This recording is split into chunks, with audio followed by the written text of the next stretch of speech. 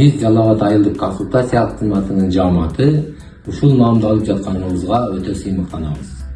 Бул көптөгөн түйшүк мээнеттердин жыйынтыгы деп билебиз. Дан эгиндери башталыптыр. Дан эгиндерде ушу көрүп атабыз, угуп атабыз, аябай көрүнүштөр аябай жогору. Эми Кудай кааласа күздө жөжөнү салайбыз дейт, анан түсүндүүлүгүнө барганда анан билет да.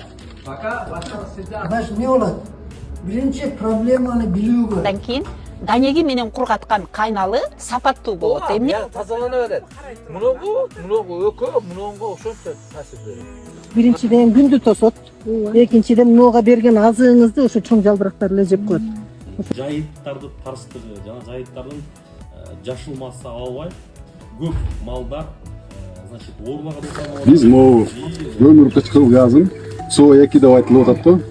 Ошол абага бөлүнүп чыгышын азайтып. Үчүн бизге маалымат керек да. Ошого азыр сатып баштаптыр, как раз Өзгөн район Мырзаки айылында 189 гектар жерге стекловидный 24 району берилди. Бул күнөскана үй шартында жаңы күнөскана бизнесин баштаган фермерлер үчүн ыңгайлашкан. Мына 3 кулак болуп калыптыр да өзү.